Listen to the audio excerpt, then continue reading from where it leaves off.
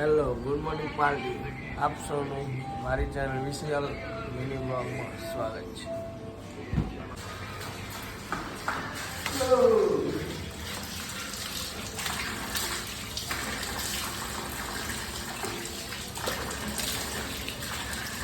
Hello party. તો આજે રવિવાર છે અને આપણે મોડા ઉઠીને મોડું ધોઈને ટુવાલથી મોડું લૂછી લીધું. પછી આપણે ગયા પાર્ટીઓને ઉઠાડવા, કેમ કે મોડે સુધી ઊંઘે રવિવાર એટલે. પણ હિતેશભાઈ તો ઉઠી જ ગયેલા હતા, પણ કૌશિકભાઈ હજુ ઊંઘેલા જ, મોબાઈલ લઈને જ સૂઈ ગયેલા. તો પાર્ટીને થોડું હેરાન કરી વિચાર આવ્યો, તો એને ગમે એમ કરીને ઉઠાડ્યો પણ ના ઉઠ્યો. પછી વિપુલભાઈ મળ્યા, તો વિપુલભાઈને બી થોડો હેરાન કર્યું. એને કીધું તાર નાસ્તો કરવા નહીં જવાનો, એનો રૂમમાં પૂરી દીધો. મસ્તી એમ પૂર્યો. પછી એટલામાં માજુ આવ્યું. તો માજુના કરામત તો જો તમે, તો માજુના કરામત જોતા મેં કીધું વિપુલભાઈ ચાલો આપણે, તો પાછો લઈને આવ્યો માજુ. તમે જો હવે એમના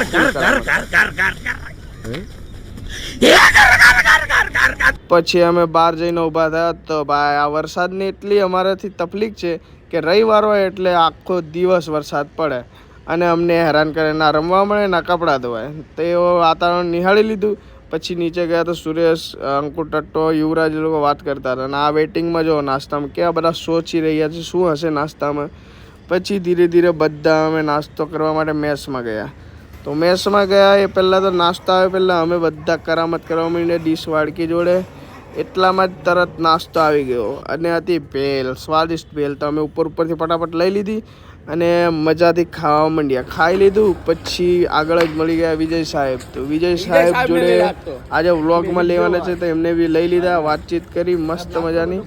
પછી આ સાહિલભાઈ બાબુ સોના કરતો હતો. એટલામાં જ યાદ આવ્યું કે આજે કુંવરપાઠું લઈ જઈએ અને રવિવાર છે તો મસ્ત એવું ફેસ વોશ કરી નાખશું. તો ભાઈ કુંવરપાઠું તોડ્યું.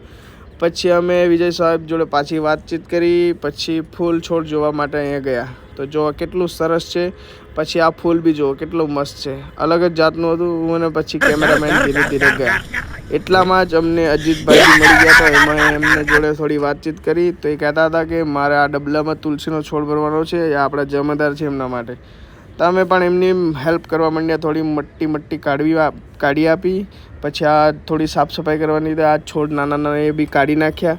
અને પછી એમને મસ્ત એવું માટી ભરી આપ્યું. પછી અમે બી બુર્જ ખલીફા ચડવા માંડ્યા. તો બુર્જ ખલીફા ચડતા તો મારો દમ નીકળી ગયો, કેમ કે ભાઈ આપણો વેટ થોડો હેવી છે. એ ધીરે ઉતરી જશે, પણ હમણાં તો હેવી જ છે. એટલામાં જ અમે રૂમે પહોંચવાના જ હતા. તો મેહુલભાઈ અંદર મસ્ત રીલ્સ જોતા હતા. આપણે બી સાથ આપી દીધો. અને આગળનો વ્લોગ જોવા માટે અમારી ચેનલ પર બન્યા રહો.